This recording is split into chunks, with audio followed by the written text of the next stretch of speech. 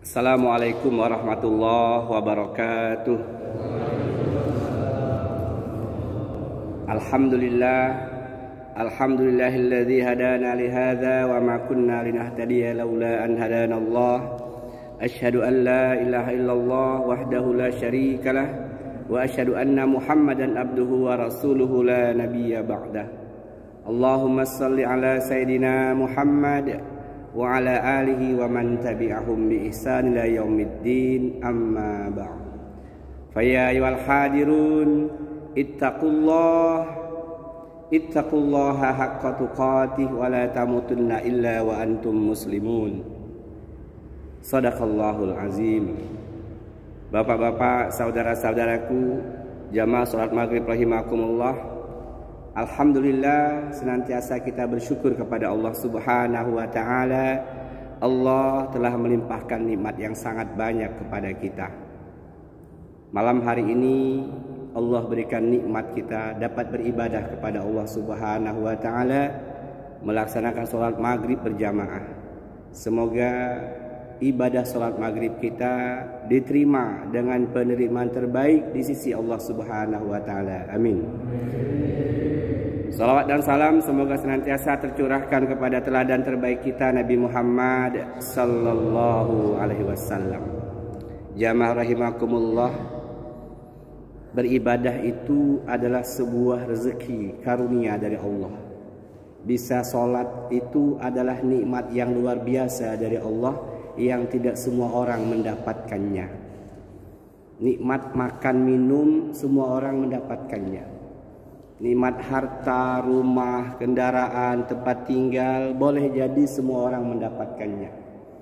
Tapi nikmat beribadah kepada Allah tidak semua orang mendapatkannya. Maka ketika Allah mudahkan untuk beribadah kepadanya, wajiblah kita bersyukur kepada Allah. Kita katakan alhamdulillahirabbil alamin. Maka banyak kawan-kawan tadi habis assalamualaikum warahmatullahi, assalamualaikum warahmatullahi, alhamdulillah ya Allah. Jemaah rahimakumullah, kajian kita malam hari ini tentang belajar ilmu agama. Di setiap pengajian saya biasanya memulai dari hal ini.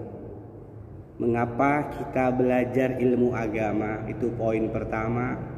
Yang kedua, bagaimana belajarnya? Yang ketiga, apa manfaatnya untuk kita? Jadi jamaah rahimakumullah, ada 3 poin supaya gampang kita ingat. Yang pertama, mengapa saya harus belajar? Apa sih nikmatnya belajar? Apa nggak lebih nikmat pulang dari masjid sholat maghrib ke rumah nonton TV, ngopi ya, ngerokok yang masih ngerokok, yang enggak lagi makan pisang goreng barangkali. Sehingga dengan tahunya kita, pahamnya kita mengapa harus belajar, itu memberikan motivasi buat kita untuk senantiasa belajar ilmu agama ini. Jadi jamaah rahimakumullah, poin pertama, mengapa saya harus belajar agama ini?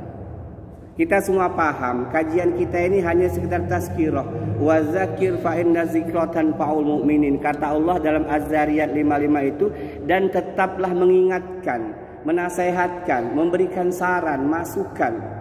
Karena saran, nasihat, peringatan yang disampaikan pasti bermanfaat bagi orang-orang beriman. Sekecil apapun ada manfaatnya. Jamaah rahimakumullah, pertama, subtema pertama, mengapa kita harus belajar ilmu agama kita ini? Kita paham semua, thalabul ilmi faridatun ala kulli muslim. Belajar ilmu agama itu fardu ain, wajib bagi tiap-tiap individu. Beda dengan ilmu umum, kedokteran, hukum, ekonomi, sosial, itu fardu kifayah. Kalau sudah ada 1 orang dokter sanggup melayani 200 orang, kita tidak berdosa lagi. Kalau ada ahli hukum bisa melayani tentang hukum, nggak ada dosa buat kita nggak belajar ilmu hukum. Tapi kalau kita nggak belajar ilmu agama ini, kita berdosa karena dia hukumnya adalah fardu ain, kewajiban bagi tiap-tiap individu. Kalau dia nggak belajar, maka dia berdosa. Dalilnya sangat banyak, di antaranya tadi thalabul ilmi faridatun ala kulli muslim. Belajar ilmu agama itu kewajiban fardu ain bagi tiap-tiap orang yang mengaku beragama Islam. Nanti penjelasannya tentu muslimin dan muslimah. Jamaah rahimakumullah, sehingga dulu para guru kita menjelaskan tentang belajar itu. Belajarlah kamu nak minal mahdi ilal lahdi, dari buayan sampai ke liang kubur. Ketika di ayun mak kita ngajarkan la ilaha illallah, la ilaha illallah, pelajaran pokok tauhid. Hari ini sudah berganti, diayunkan anaknya iwak peye, rubah udah.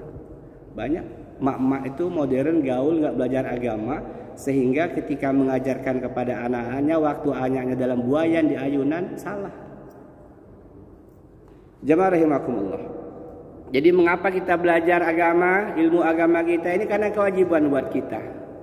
Lalu yang berikutnya, mengapa kita belajar ilmu agama? Karena Allah benci, marah kepada orang yang pandai urusan dunia, tapi dia jahil, bodoh urusan akhirat. Dalilnya mana Ustaz? Innallaha ta'ala yubghidu kulla alim bid dunya jahilin bil akhirah. Sesungguhnya Allah benci kepada orang yang pandai urusan dunia, tapi dia nggak ngerti urusan akhirat, urusan agama. Hari ini orang berlomba-lomba sekolah tinggi sampai doktor, S1, S2, S3, belajar ilmu pengetahuan umumnya luar biasa. Berpuluh tahun dia duduk di bangku kelas, bangku kuliah, sampai meraih gelar yang tertinggi. Sementara dia melupakan kewajiban yang paling utamanya.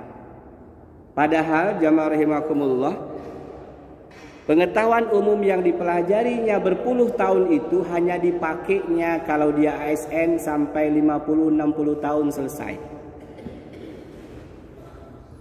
Kalaupun dia masih kerja hanya sedikit waktu. Sementara untuk pemanfaatan kegunaan seumur hidupnya dan sampai pada hari di negeri akhiratnya, hari kebangkitannya, dia hanya menyisihkan waktu yang sebentar. Maka wajarlah Allah marah, benci kepada orang yang hanya pandai urusan dunia, nggak ngerti urusan akhirat, nggak ngerti urusan agama. Sehingga dari hadis ini memberikan motivasi kepada kita, seharusnya yang kita tanamkan dalam diri kita, apalagi usia kita yang sudah mulai tua ini, memperbanyak untuk belajar ilmu agama kita. Kata Imam Hambali rahimahullah, kebutuhan umat Islam, kebutuhan orang beriman kepada agama itu jauh lebih besar dibandingkan kebutuhannya dengan makanan dan minuman. Makan paling banyak 3-4 kali sehari. Minum juga segitu atau lebih. Kata Imam Hambali rahimahullah, sementara kebutuhan akan ilmu agama 24 jam kecuali dia waktu tidur. Menjelang tidurnya aja dia butuh ilmu agama. Sebelum dia merebahkan punggungnya di tempat tidur, dia duduk di samping tempat tidurnya, dia berkata, la ilaha illallah wahdahu la syarikalah, lahul mulku wal hamdu wa yumitu wa huwa ala kulli syai'in qadir. Kemudian dia merebahkan sebelah kanan badannya di tempat tidurnya, lalu mulai berzikir ayat kursi, al-falaq, al-ikhlas, an-nas. Lalu dia mulai berdoa, bismika Allahumma ahya wa amut. Dalam hadis lain, bismika Allahumma amut wa ahya. Ada banyak hadis tentang zikir menjelang tidur. Wah, banyak betul Ustaz. Iya. Maka wajarlah kata para ulama, kebutuhan kita terhadap ilmu agama jauh lebih besar daripada kebutuhan kita dan makan minum kita. Tidur, ilmunya adalah seperti orang menuju kepada lubang kuburnya, liang lahatnya. Tidur adalah saudara kecil kematian. Kok bisa begitu Ustaz? Allah yang kasih tahu sama kita. Allahu yatawaffal anfusahina mautiha wallati lam tamut fi manamiha fayumsikul lati qada 'alaiha al-mauta wa yursilu ukhra ila ajalin musamma inna fi dzalika laayatil liqaumin yatafakkarun.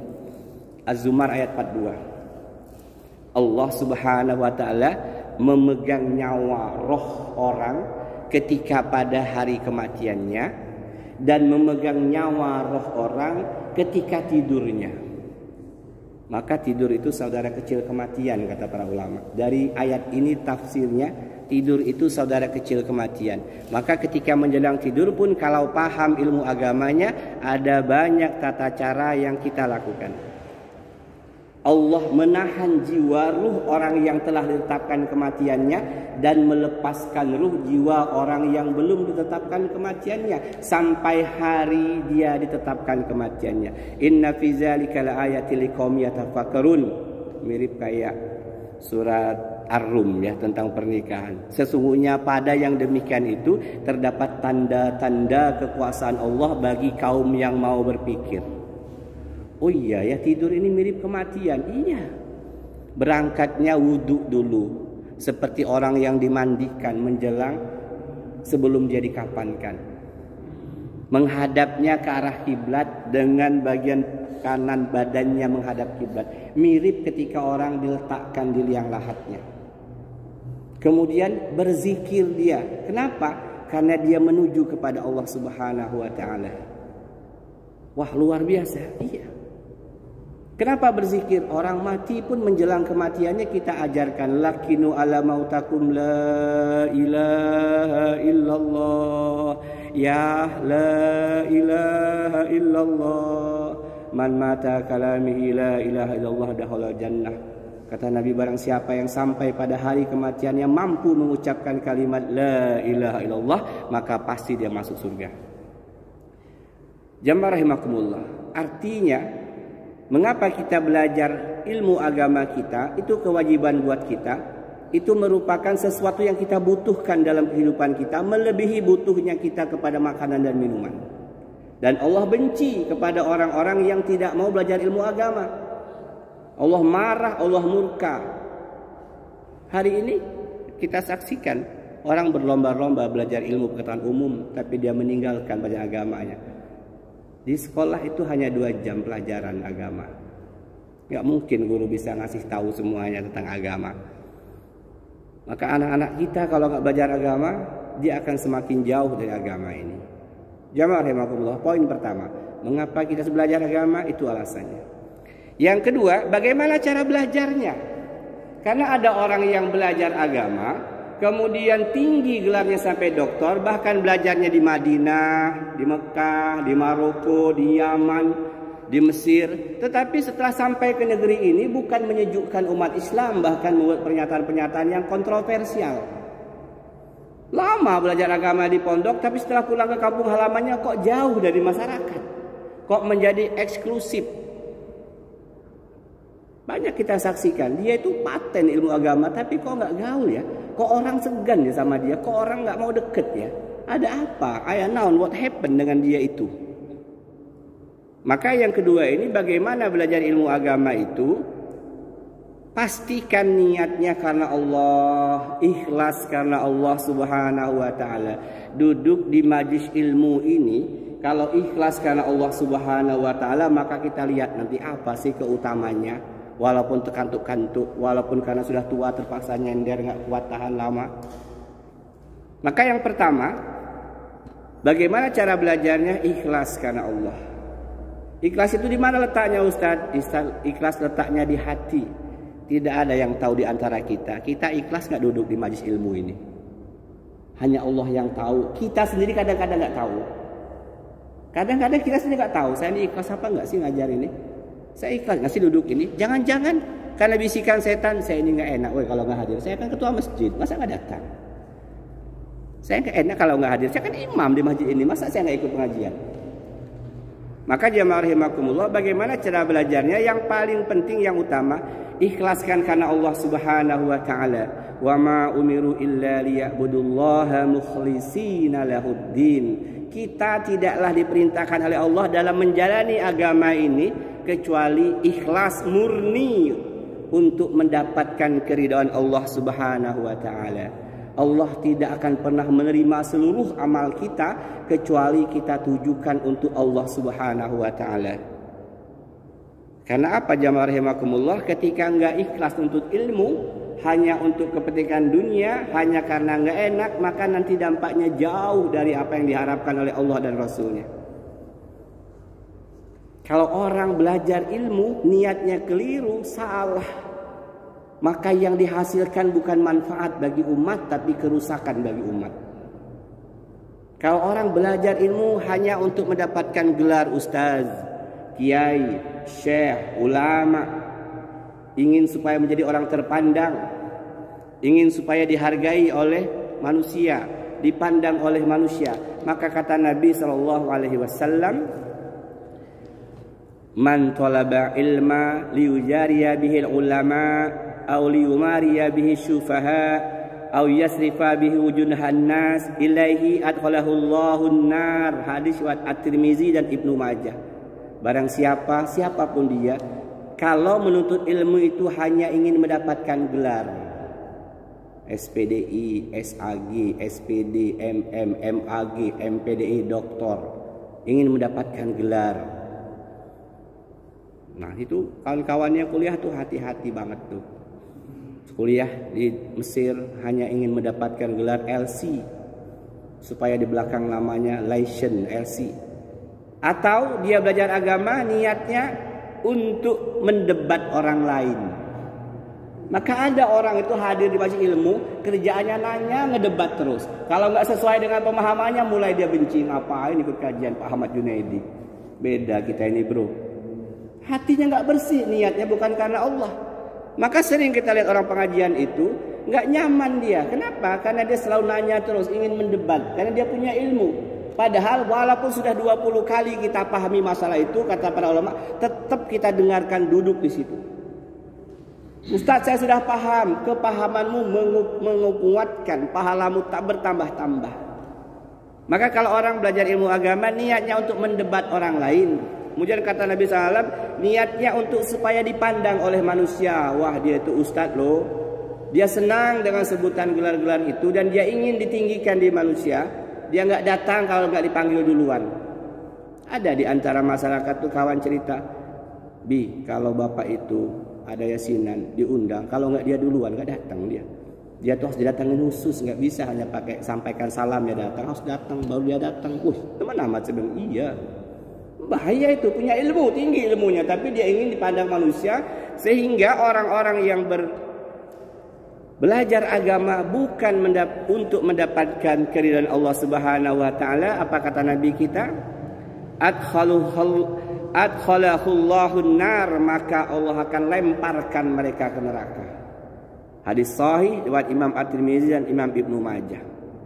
Nah, jadi bagaimana cara belajarnya? Niat karena Allah, bukan untuk mendebat manusia, bukan untuk mendapat gelar syekh, ustadz, bukan untuk meninggikan derajat di hadapan manusia, bukan untuk berdebat dengan orang yang bodoh. Saya duduk di majelis ilmu karena saya ingin mendapatkan pahala dari Allah Subhanahu wa taala.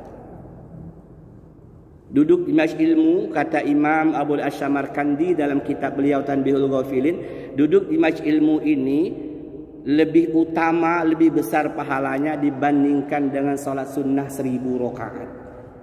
Jadi kalau ada orang di belakang sana sholat sunnah 1000 rakaat, kita duduk sini setengah jam, maghrib sampai isya setengah jam kurang lebih, jauh lebih besar kita pahalanya dibanding dia yang sholat sunnah terus menerus sampai 1000 rakaat. Maka jamaah rahimakumullah, menuntut ilmu ini pekerjaan jihad. Jihad fisabilillah. Jadi kalau kita tidak ada kesempatan berjihad di Palestina, Suriah terlalu jauh, maka ada jihad yang paling dekat dengan kita. Kemana? Ke majelis ilmu. Man kharaja fi baiti talabul ilmi fahuwa fi sabilillah hatta yarji. Barang siapa, kata Rasulullah, keluar dari rumahnya menuju majelis ilmu untuk belajar ilmu agama ini, fahuwa fi sabilillah, sungguh dia sedang berjihad di jalan Allah, hatta yarji, sampai dia pulang kembali ke rumahnya. Ini pekerjaan jihad, Pak. Maka pesertanya dikit. Di mana-mana juga dikit kajian itu karena jihad itu berat. Jadi kalau ada kawan nelpon WA, lagi di mana? Lagi jihad. Lah perang enggak untuk ilmu. Hadisnya sahih. Ustadz Tengku Zulkarnain sering menyampaikan hadis ini. Semoga Allah merahmati beliau. Amin. Ya, kata beliau, "Man kharaja fi baiti talabil ilmi fa huwa fi sabilillah hatta yarji." Barang siapa keluar dari rumahnya dalam rangka menuntut ilmu agama ini, maka sungguh dia sedang berjihad di jalan Allah sampai dia pulang kembali ke rumahnya.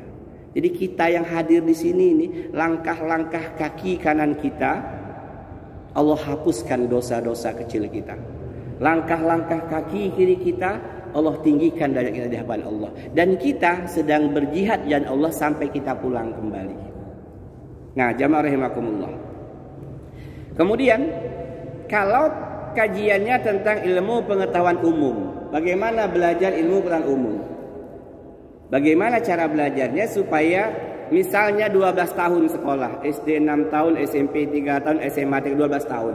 Kalau dia keliru dalam masalah niat, keikhlasan dalam belajar, maka 12 tahun itu tidak ada sedikit pun catatan pahala insyaallah subhanahu wa ta'ala. Ketika dibagikan buku catatannya, Iqra kitabah, kata Allah, baca kitab catatanmu ini. Ya Allah, 12 tahun sekolah, 0 pahalanya, nggak ada. Kenapa? Karena sekolahnya keliru, belajar ilmu umumnya hanya untuk mengejar dunia. Untuk ranking 1, rapot tinggi, NEM tinggi, IP 4,0 untuk dapat bekerja di perusahaan BUMN atau jadi ASN. Niatnya salah. Maka kepada anak-anak kita, jamaah rahimakumullah, kita pastikan, kita ajarkan, kita ingatkan, nak, belajar itu untuk mendapatkan pahala dari Allah. Dunia sudah Allah jamin.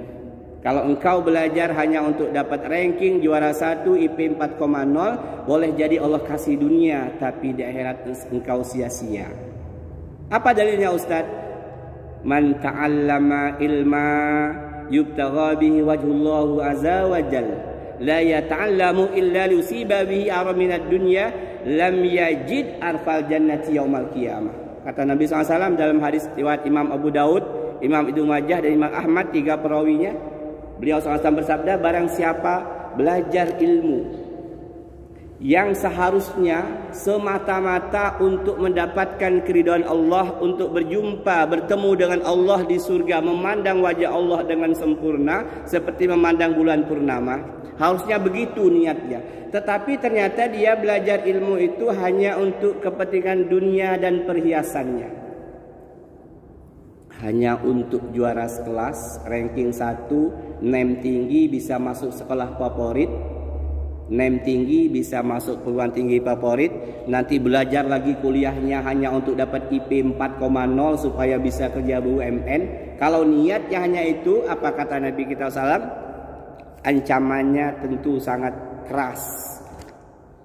Lam yajid arfal jannati yaumal qiyamah. Nanti pada hari kiamat di padang mahsyar, di negeri akhirat, dia tidak bisa mencium bau surga.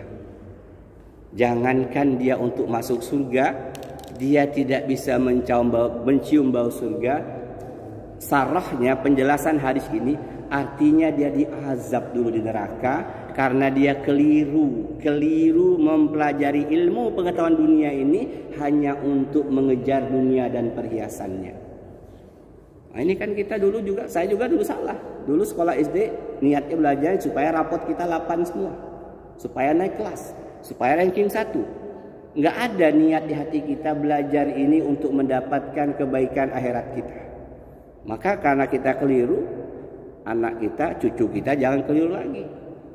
Ada kesempatan waktu ngobrol, cung, belajar itu nak, cucungku, pastikan niat di hatimu untuk kebaikan akhiratmu, untuk membangun istanamu di surga. Kalau dunia ada bonusnya Allah kasih, tapi kalau hanya berniat untuk dunia tok, maka lam yarfa'il jannati yaumal qiyamah. Nauzubillah, summa nauzubillah. Jamaah rahimakumullah. Jadi yang kedua, bagaimana cara belajarnya? Ikhlas karena Allah untuk mendapatkan keridhaan Allah. Orang yang belajar ilmu agama dan ilmu umum betul-betul mengharapkan keridhaan Allah, ingin bertemu dengan Allah nanti di surga pada hari kiamat, jelas dia akan sungguh-sungguh belajarnya. Dia akan serius dan dia tidak akan curang. Nggak akan nyontek, nggak akan berbuat kecurangan. Ngapain? Kenapa banyak orang curang ketika ujian, nyontek, punya kawannya, jiplak punya kawannya? Kenapa? Karena dia niatnya hanya untuk nilai-nilai, hanya untuk rapot NEM IP. Karena hanya untuk dunia dan perhiasannya. Kalau dia benar-benar karena Allah, maka dia nggak mau. Nggak, aku nggak mau yang begitu. Kenapa? Aku belajar ini bukan untuk ranking 1, untuk dapat IP 4,0. Enggak, aku pengen dapat keridhaan Allah Subhanahu wa taala. Nah, jemaah rahimakumullah. Jadi bagaimana cara belajarnya? Begitulah cara belajarnya. Sungguh-sungguh ikhlas karena Allah. Allah melihat apa yang ada di hati kita. Innamal a'malu binniyat wa innamal likulli imrin ma nawa. Sesungguhnya setiap amal yang dilakukan hamba itu pasti ada niat di hatinya. Dan Allah akan memberikan ganjaran sesuai dengan apa yang dia niatkan. Kalau niat kita duduk di majlis ilmu ini karena Allah, besar pahala si Allah Subhanahu wa taala. Tapi kalau niatnya karena nggak enak sama ketua masjid, ya dapatnya nggak enak aja. Jemaah rahimakumullah. Itu bagaimana cara belajarnya. Yang kedua, yang ketiga, apa yang kita dapatkan dari belajar ilmu agama. Jadi poin kita 3 aja. Mengapa saya harus belajar ilmu agama? Tadi karena perintah Allah dan Rasulnya wajib, hukumnya fardu ain. Yang kedua, bagaimana cara belajarnya? Ikhlas karena Allah. Duduk di majlis ilmu bukan karena terpaksa, bukan karena nggak enak sama tetangga, bukan nanti kalau saya mati nggak ada yang datang, bukan. Saya duduk majlis ilmu ingin mendapatkan pahala dari Allah untuk kebaikan akhirat saya.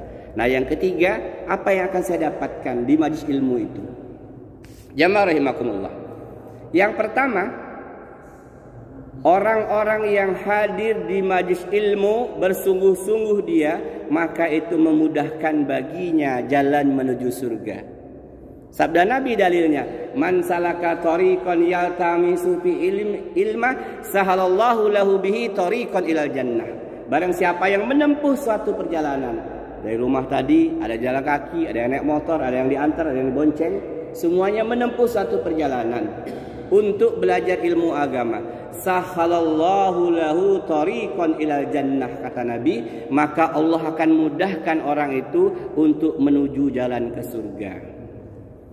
Syarah penjelasan hadis ini adalah, kok bisa orang yang menuju majlis ilmu itu Allah akan mudahkan jalan ke surga? Karena ilmu itu nur, cahaya. Ilmu itu bisa membedakan mana hak, mana batil. Ilmu itu membimbing seseorang untuk menuju kepada jalan Allah. Karena ilmu itu, kata para ulama, seperti hujan yang menyirami bumi yang kering kerontang. Lama kemarau, padang pasir tandus, nggak ada tumbuhan sedikit pun. Lalu datang hujan. Nggak berapa lama pagi-pagi ada rumput-rumput halus tumbuh di situ. Begitulah ilmu.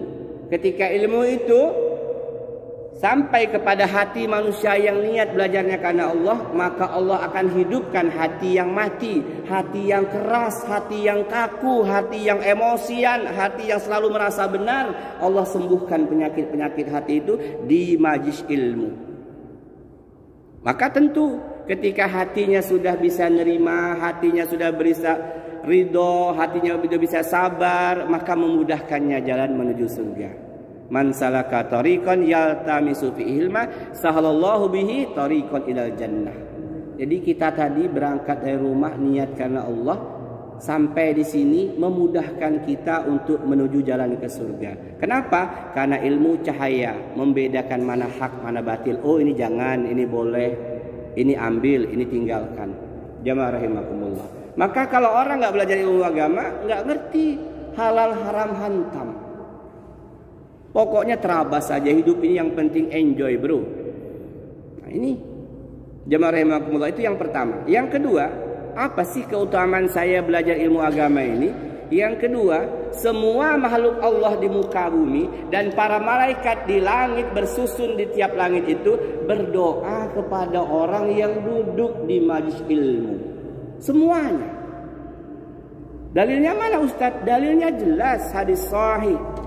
Sahibul ilmi yastaghfiru lahu kasa'in hatta al-hutu fil bahr. Segala sesuatu makhluk Allah memintakan ampun bagi orang yang hadir di majlis ilmu. Sampai-sampai ikan di lautan, di samudra, di sungai, di danau, ikan di wairarem berdoa untuk orang yang hadir di majlis ilmu. Apa doa mereka Ustaz? Allahumma fir lahum, Allahumma arhamhum. Ya Allah, ampuni dosa-dosa mereka ya Allah. Ya Allah, sayangi mereka itu ya Allah. Kan luar biasa jamaah rahimakumullah. Makhluk Allah yang ada di bumi, binatang melata, kecoak, semut, bengkarung, kadal, berdoa untuk orang yang hadir di majlis ilmu. Di laut, ikan-ikan di laut, ikan-ikan di sungai berdoa untuk orang yang hadir ke majlis ilmu. Lalu belum selesai, malaikat-malaikat Allah di langit semua berdoa kepada Allah untuk orang yang duduk di majlis ilmu yang niatnya karena Allah. Malaikat mengepakkan sayapnya. Sayap malaikat itu paling rendah, paling kecil 2 sayap. Yang lain tak terhitung sayap. Ada 2, ada 4, 6, 8, 10 sampai ribuan. Semuanya mengepakkan sayapnya menaungi orang yang di majlis ilmu. Lalu semua berdoa kepada Allah. Allahumma fir lahum, Allahumma arhamhum, Allahumma fir lahum, Allahumma arhamhum. Terus sampai selesai majlis ilmu itu. Bayangkan jemaah rahimakumullah saudara-saudaraku, hebohnya, hebatnya orang yang duduk di majlis ilmu. Ya Rasulullah, di antara mereka itu datang itu nggak sengaja karena mau ketemu kawannya, ada majlis ilmu, tapi dia duduk juga akhirnya. Kata Rasulullah, dia juga mendapatkan hal yang sama. Jadi kalau kita nggak sengaja main tempat kawan, ada majlis ilmu, duduk aja dengar situ. Padahal kita niat tadi bukan mau ke situ dengar ilmu, anak mau ketemu kawan, dia lagi pengajian, kita ikut dengerin. Lalu kita perbaiki niat kita, karena niat itu awal, tengah dan akhir. Awalnya bukan untuk ilmu karena mau ketemu kawan, tapi di tengahnya dirubah niatnya, pengen dengar juga untuk ilmu. Sampai selesai, maka kata Rasulullah dia mendapatkan pahala, rahmat, ampunan sama seperti orang-orang yang duduk bersama dia. Insyaallah ya, luar biasa jamaah rahimakumullah. Maka seusia kita ini harus betul-betul kita belajar ilmu agama ini dengan niat karena Allah. Karena kita tahu bagaimana besarnya keutamaan, kemuliaan orang yang belajar ilmu agama. Yang kedua ini tadi, seluruh makhluk Allah di darat, kecoak, semut dan sebagainya berdoa kepada Allah. Makhluk Allah di laut, di sungai, ikan berdoa kepada Allah. Malaikat di atas langit, 7 lapis berdoa kepada Allah. Doanya seragam. Allahumma fir lahum, Allahumma arhamhum. Ya Allah, ampuni dosa-dosa mereka ya Allah. Ya Allah, sayangi, rahmati mereka itu ya Allah. Walaupun terkantuk-kantuk, walaupun sambil ngantuk ya nggak apa-apa. Dia didoakan juga, ya. Jamaah rahimakumullah. Kemudian yang ketiga, apa keutamaan saya belajar ilmu agama ini? Yang ketiga, ketika Allah menghendaki seseorang itu menjadi baik, selama ini dia kurang baik atau enggak baik, sholatnya bolong-bolong, masih banyak dosa maksiat dia lakukan, lalu Allah berkehendak orang ini jadi baik, jadi meninggalkan maksiatnya, sholatnya 5 waktu full, bahkan ditambah sholat sunnah, bahkan ditambah ibadah sunnah yang lain. Itu lantaran dia orang ini menuntut ilmu. Penyebab utamanya Allah pahamkan dia dengan agama ini. Dalilnya, Mayurillahu bi khairan yufaqihu fiddin. Barang siapa yang dikehendaki oleh Allah untuk menjadi orang yang baik, orang yang beriman, orang yang bagus imannya, yang akhlaknya mulia, Allah menghendaki orang jadi baik, maka kata Rasulullah, Allah akan pahamkan orang itu dengan ilmu agama. Allah akan pahamkan. Tadinya nggak ngerti dia tayamum, akhirnya ngerti. Tadinya dia nggak ngerti cara wudhu yang benar, akhirnya ngerti. Tadinya dia nggak ngerti kalau itu haram, akhirnya dia ngerti, dia tinggalkan. Maka ketika Allah menghendaki seseorang jadi baik, Allah akan pahamkan orang itu kepada agama ini. Allah akan beri pemahaman kepada orang itu dengan agama ini. Tentu pahamnya bukan semedi ya. Kemana abakmu? Semedi di gunung sana. Pulang ke sini sudah pakai sorban dia. Subhanallah, bukan. Allah pahamkan ilmu agama itu dengan hadir di majlis ilmu, belajar ilmu agama. Karena nggak ada ilmu yang menyatakan duduk semedi 3 hari langsung pintar, hafal Quran, hafal hadis, nggak ada. Semuanya perlu proses. Sekali pertemuan, 2 kali, 3 kali, 4 kali, 5 kali. Akhirnya dia istiqomah. Dia ingin itu menjadi amalan utama di hadapan Allah di luar kewajiban sholat, puasa, zakat dan hajinya. Karena itu kewajiban, 4 hal itu kewajiban. Tapi ada amalan-amalan lain yang bisa dia andalkan di hadapan Allah. Aku nanti mengandalkan ngajiku aja.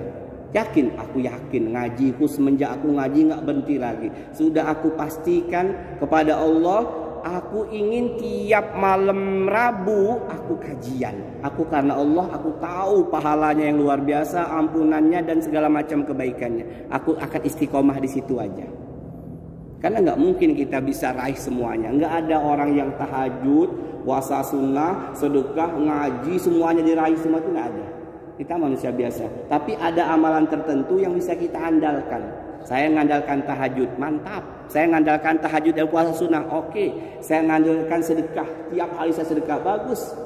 Tapi tidak semua orang bisa meraih semua amalan itu. Maka ada amal tertentu yang bisa kita lakukan. Dan menurut saya, ngaji inilah yang termudah, gratis, bahkan dapat minum.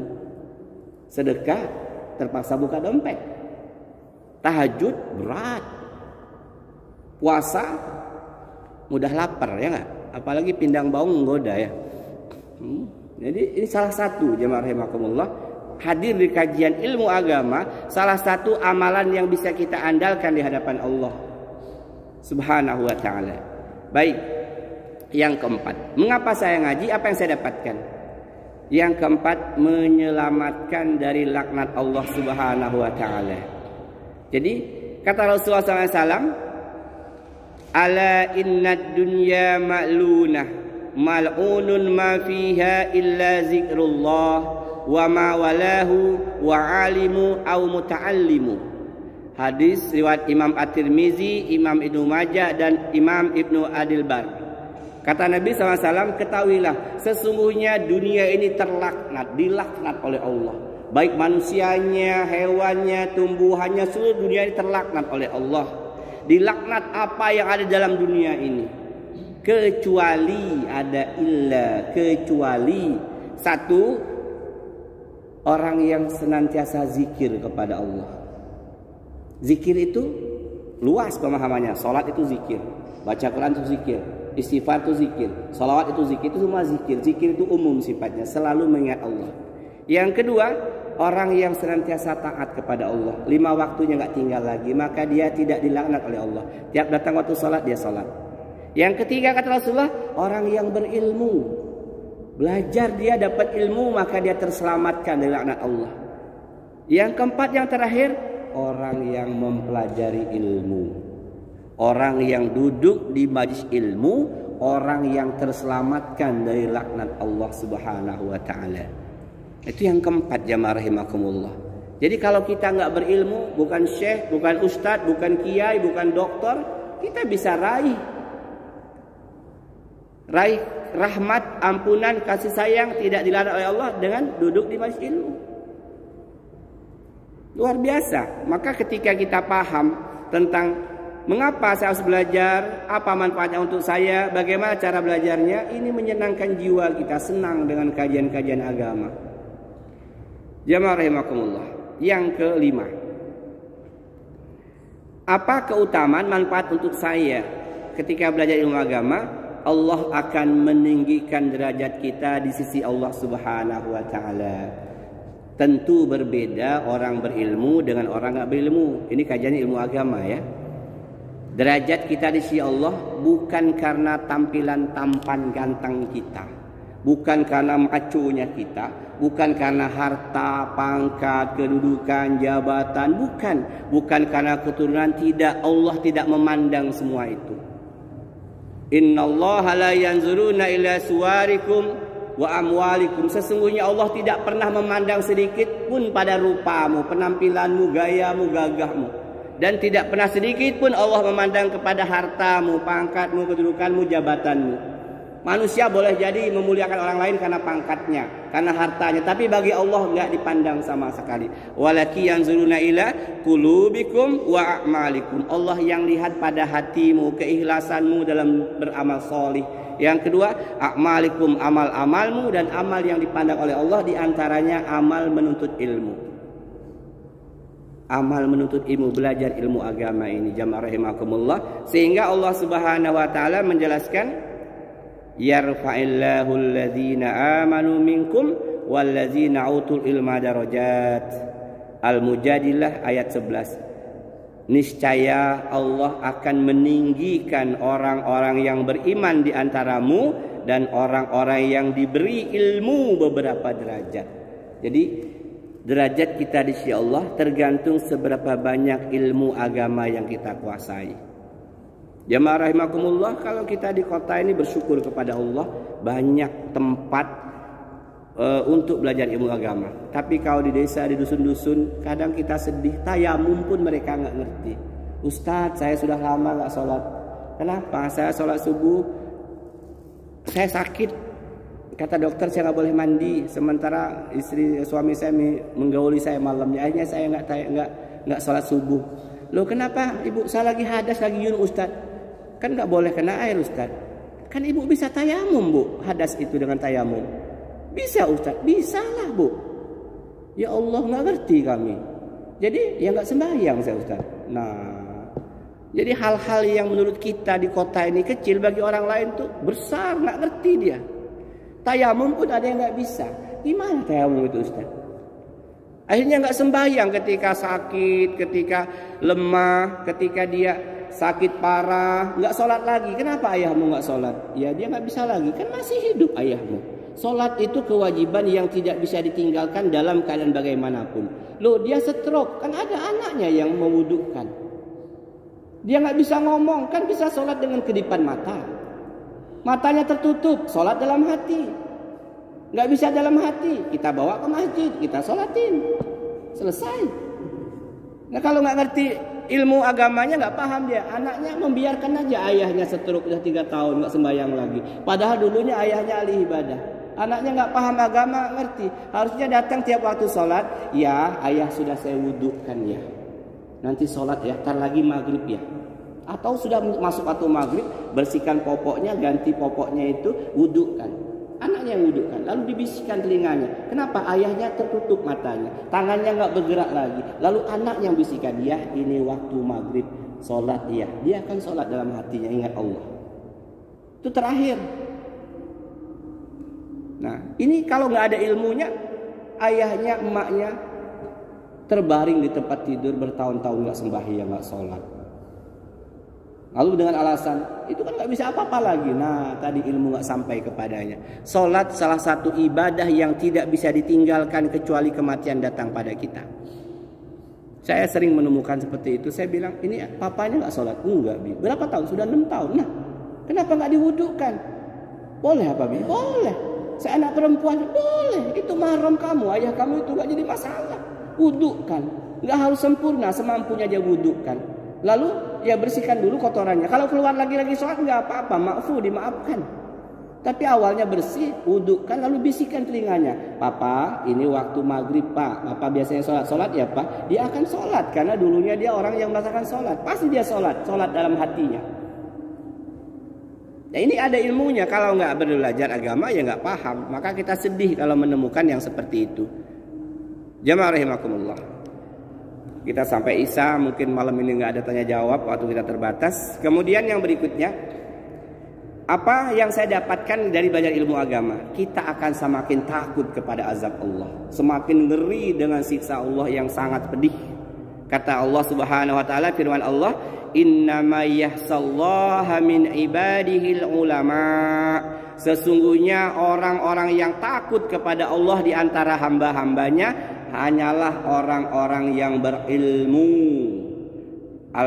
Surat Fatir ayat 28. Kalau orang punya ilmu, tahu dia tentang azab Allah yang sangat mengerikan, dengan belajar ilmu agama tadi, maka dia takut kepada Allah. Takut yang dimaksud bukan takut menjauh, tapi takut semakin mendekat kepada Allah. Takut yang dimaksud takut dengan azab Allah, karena dia tahu kalau dia nggak sembahyang nanti dia akan digiring ke neraka sakor.